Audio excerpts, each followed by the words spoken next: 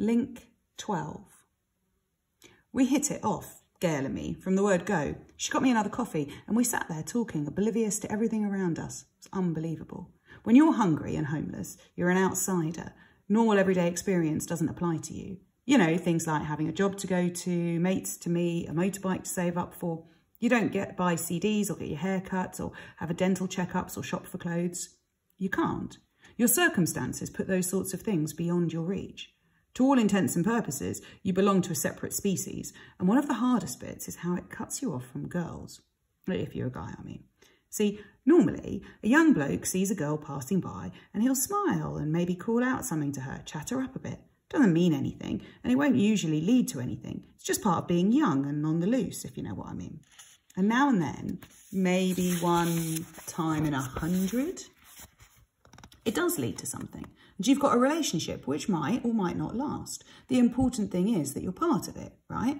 One of the guys or one of the girls. But if you're dossing, you're not. You try chatting up a girl when you're ragged and grimy and pasty-faced and your teeth are crummy and she knows you don't even have the price of a coffee. No chance. Not only will you not get off with her, you won't even get the smile. A dirty look and a wide berth's more like it. And the same in reverse if you're a girl, I guess. After a bit, you start thinking of yourself as a different creature, a creature that lives beside ordinary people, but isn't one of them. So finding myself suddenly sitting in this cafe, chatting with a fantastic-looking girl felt really strange. For the first time in months, I wasn't some sort of freak. I was just a young guy getting to know a girl like people do. I forgot my tatty clothes and matted hair and the ache in my gut. I forgot about cold, hard doorways and cold, hard eyes and the fact that I couldn't even invite her to see a movie. I was a guy, she was a girl, and I might be falling in love. That was all I knew, all I wanted to know. I didn't even notice we'd left the cafe until I found myself sitting on a wall in weak sunshine, holding her hand, while some old geezer passing by frowned at us like we were committing a crime or something. It was the start of a brilliant time for me. All I can say is it's a good job that we can't see into the future.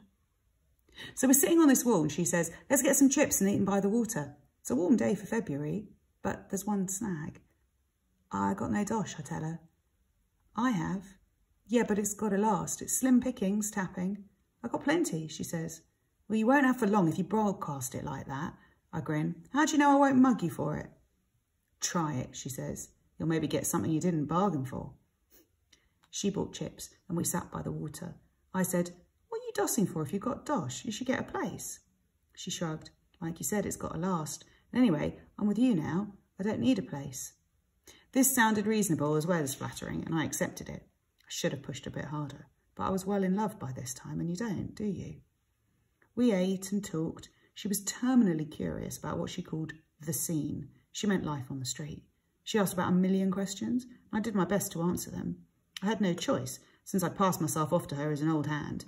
To be perfectly honest, I was beginning to regret having lied. Not because of the questions, but because of love, I suppose. Which is ironic, considering what happened later. But this is now. I didn't tap at all that day. Neither of us did. We strolled through the market, looking at the costly junk and the punters who were buying it. We got cokes, and even ate again, though my wizened gut wasn't hungry. I don't believe I thought of Ginger once, except when I was telling her about him, which is rotten, but shows what love will do. And so the day slipped by. I told her about Captain Hook, and when it got dark, I thought about suggesting a night on board, but I didn't. For one thing, it would have seemed cheeky when it was her dosh. For another, I didn't want us to have to spend our first night in a reeking crowd. I wanted Gail to myself. So I took her to a favourite doorway of mine where we bedded down for the night. Nothing happened. Sorry to disappoint, but it's true. Don't know why. Malnutrition, perhaps, or stepfathers. All we seemed to want to do was sleep with our arms around each other, and that's what we did. And you might think it was dead boring, but if you're wrong. Sorry, but if you think that must have been dead boring, you're wrong. Sunday, she wanted to try her hand at tapping, so we rode down to Charing Cross. I remembered how Ginger had started me off, leaving me by the National Gallery while he did Trafalgar Square, and we did the same. I didn't want to leave her, even though we'd be practically out of sight of each other. Sorry, we'd be practically in sight of each other. I'm tired today. It was a cold morning, but dry, and there were quite a lot of people about. As I made the round of benches, a little video kept playing itself inside my head. I was the star. The opening scene showed me going across to collect Gail in a couple of hours' time, finding she's vanished. After that came a succession of shots of me in various stressful situations, running through unfamiliar streets, calling her name, trying to interest the police who don't want to know, waiting on Camden Station forever. I tried to suppress this video, reminding myself that it was Gail who'd wanted us to stick together, so she was hardly likely to do a runner the minute my back was turned. But it was no use. I guess I was still haunted by the way Ginger had dropped out of my life. Anyway, I didn't stick it long. The pigeons were doing better than I was in any case, scoring chunks of bread and handfuls of corn, while I got sweet FA. I swear, if I ever come to London again, I'll come as a pigeon. I did about half an hour, then started making my way back, tapping all the way. She wasn't there. Not on the steps, not on the pavement. Panic squeezed my heart. I ran up the steps, looked all around, and then set off along the front of the gallery. I'd just turned into St Martin's Place when I saw her coming out of the phone box. My relief was so overwhelming, it was some time before it occurred to me to wonder who she'd been calling. When I asked, she said my sister in Glasgow. She made me promise to keep in touch. Sounded totally feasible. I nodded. I've got a sister, Carol. I don't phone, though. Clean break, you know.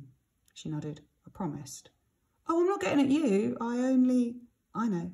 She squeezed my hand. I grinned, squeezing hers. How much did you make? She shrugged. Dunno. Never counted. Hang on. She dug in her pockets, produced a double handful of change and counted it. £2.30. She pocketed the coins. How about you? I shook my head. 12 pence. And I'm supposed to be the expert. Beginner's luck, she smiled. Or maybe it's because I'm a woman. She gazed at me. Anyway, we share, don't we? Everything? And from then on, we did. And it was all so fantastic that time just flew. I practically stopped noticing the cold. When something happened to jerk me back into the real world, it was spring.